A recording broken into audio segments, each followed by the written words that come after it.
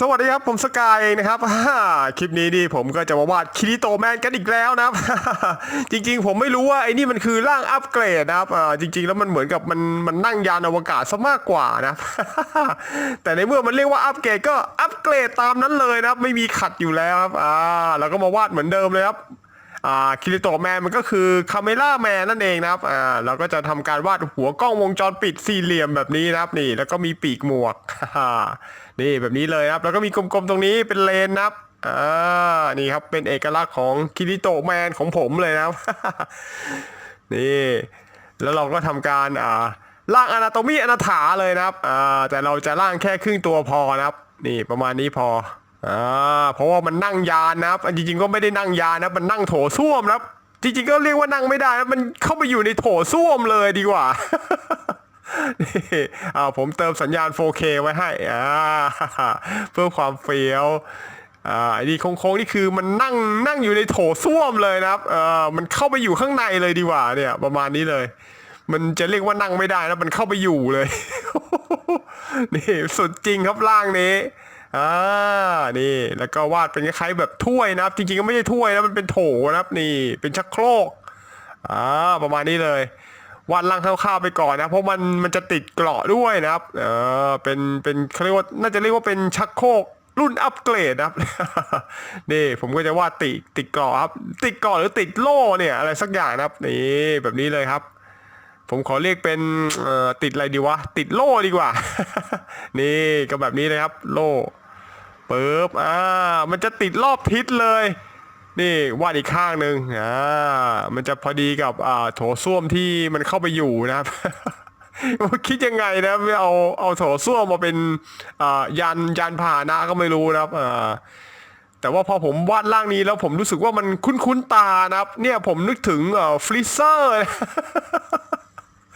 นี่ผมตกใจเลยนะครับเฮ้ยทำไมผมนึกถึงฟรีเซอร์ท่านฟรีเซอร์เจ้าแห่งจักรวาลในดราก้อนบอลนะครับโอ้มันก็นั่งคล้ายๆอย่างนี้อ๋อผมเพิ่งรู้นะว่าฟรีเซอร์มันนั่งในโถส้วมโอ้โหพระเจ้าช่วยโอ้โหนี่ครับคิริโตะแมนนี่ก็นั่งคล้ายๆฟรีเซอร์เลยนะครับโอ้โหนี่ครับสุดยอดเลยนี่มันก็มีตรงนี้เป็นที่เขาเรียกว่าอะไรนะเป็นที่ขับเคลื่อนนะครับเดี๋ยวมือมันจะมาสอดอะไรอยู่ตรงนี้นะครับน่าจะประมาณนี้นะครับนี่ขึ้นมาเป็นสามเหลี่ยมแท่งๆอย่างนี้มีมุมนิดๆหน่อยๆนะครับจะให้ดูเหมือนมีมิตินะครับแบบนี้เลยนี่ผมจะเติมให้ชัดๆนะมันอยู่ในส้วมนะครับมันอยู่ในชักโครกโอ้โหมันไม่เหม็นหรอวะนะ โอเคแล้วนี่เผื่อผมจะเติมรายละเอียดตรงชุดนะครับมันก็ตรงนี้จะเป็นสายยางครับพันที่คอประมาณนี้เลยครับแล้วตรงนี้คือปกคอเสื้อนะครับแล้วก็มีเนคไทก็ผมก็ให้มันปลิวสวัยเลยครับนี่ยาวลงมาประมาณนี้โอเคสวยงามครับจากนั้นก็ตามเอกลักษณ์เลยนะเป็นเสื้อสูทครับใส่เสื้อสูทไปโอ้แล้วก็นี่คือข้างในครับชั้นข้างใน อ่าก็ประมาณนี้ครับมีปกเสื้อไปแล้วตรงนี้ก็จะเป็นปกของเสื้อสูทประมาณนี้นะครับคุ้นตาก็เพราะว่านี่เป็นเสื้อสูทเวอร์ชันสกายนะ นี่แล้วก็เติมแขนเสื้อเติมรอยยับปลายแล้วให้มือมันเข้ามาอยู่ข้างในนี่มันจะ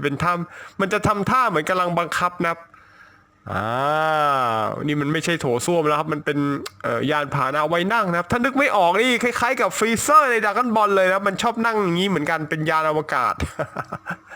นี่ตรงนี้ก็เป็นที่พิงนะครับนี่ประมาณนี้ผมก็เติมมั่วๆไปก่อนนะครับนี่ก็เติมลายไป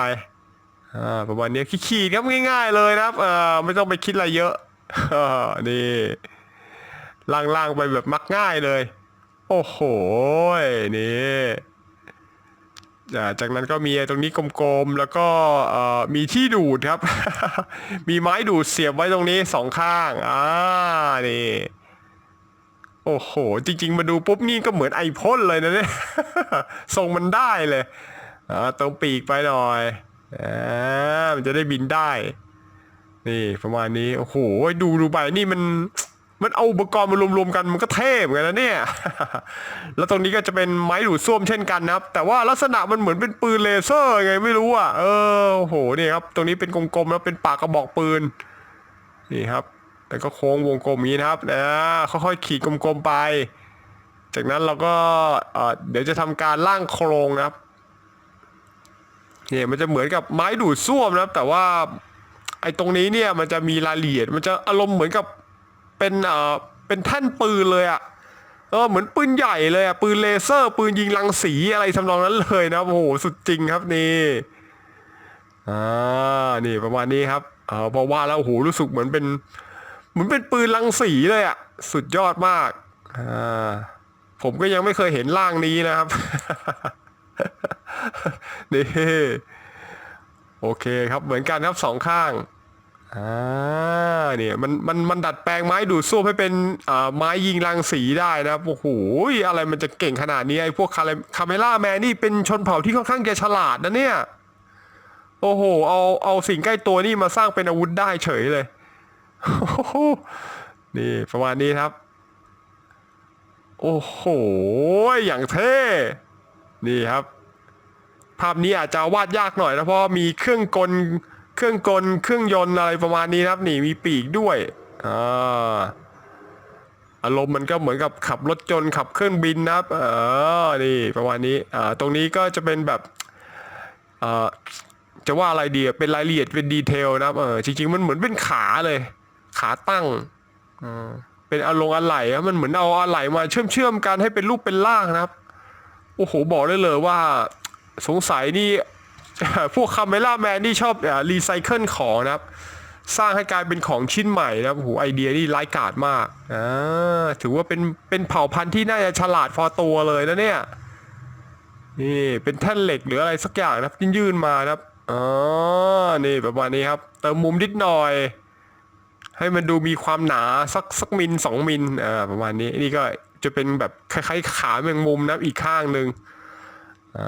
ก็จะขี่อย่างนี้นี่มีมุมนิดนึงแล้วก็ลากลงมาเลยฟืบนี่ประมาณนี้นะครับค่อยๆลากตามแล้วทำมุมลักษณะก็จะเหมือนขาแมงมุมเลยนี่ขีดมาอันนี้ผมก็ขีดให้เป็นแบบคล้ายๆอารมณ์ท่อนเหล็กมาผสมรวมๆกันนะแบบนี้เลยนี่ขออีกชั้นหนึ่งฟืบมาโอเคนี่ครับมันเหมือนกับเอาเศษอะไหล่ที่ไม่ใช้แล้วมาต่อเชื่อมกันนะครับนี่แต่มันก็จะแบบโอ้โหดูเท่ไปอีกแบบหนึ่งเลยเนี่ยต่อไปก็ลากอีกข้างหนึ่งเอาประมาณตรงนี้มันจะติดกับโถส้วมนะครับซึ่งมันมีเกราะบางอยู่นะครับอาจจะวาดได้ไม่เห็นนี่ประมาณนี้นี่อาจจะดูซับซ้อนนิดนึงนะครับแต่ก็ไม่น่าจะเกินความสามารถ นี่ขีดยาวลงมาครับไม่ต้องใช้ไม้บรรทัดเลยนะครับขีดล่างมาเลยด้วยความมั่นใจนี่ผมขีดโคตรตรงเลยนะลากปุ๊บเสร็จตรงเลยนี่ถ้ามุมองศามันได้นะครับลากจากบนลงล่างลงมามันจะค่อนข้างจะตรงดิ้วเลยนะครับนี่ของผมขีดจากบนลงล่างก็จะตรงแด่วเลยครับ นี่ประมาณนี้ครับแต่ถ้าขีดจากซ้ายไปขวานี่รับรองว่าโคตรเบี้ยว โอเคอย่างเท่คิริโตะอยู่ในส้วมอย่างเท่ด้วยแสงสีฟ้าเซเลเรียนบลูที่ดูดเปรี้ยวด้วยฮอตพิงใช้เรดพ่นเฉดเงาแค่เห็นก็รู้สึกเหม็นตะหงิดเมื่อเกิดสิ่งประหลาดใดๆฉายแสงได้คนระบายสีไม้ที่เก่งจริงจะหิวแสงทันทีโดยการเว้นสีขาวเพื่อเป็นการต้อนรับแสงขาวที่มาตกกระทบพื้นผิวใดๆก็ตามให้ถือว่าสีขาวคือไฮไลท์ของแสงไม่ใช่เว้นเพื่อประหยัดสีไม้ถึงจะประหยัดจริงๆก็รูดซิปที่ปากให้สนิทอย่าเผลอไปบอกใครเชียวละใช้ครีมเบสปาดสุขภัณฑ์เหมือนตอนเราขัดส้วมเป๊ะๆเอาให้ปนเปื้อนเชื้อราด้วยมอสกรีนผสมสีส้วมให้ดูเน่าด้วยมาเจนต้าที่เหลือก็พ่นมอสกรีนดับกลิ่นคาวถมทับด้วยวอร์มเกรย์กบกลิ่นเน่าเหม็นสาบให้แน่นๆไล่เฉดดำให้ส้วมอัปเกรดดูมีราคาโอ้โหพ่อคุณทุนหัวมาเหนือเมฆชัดๆ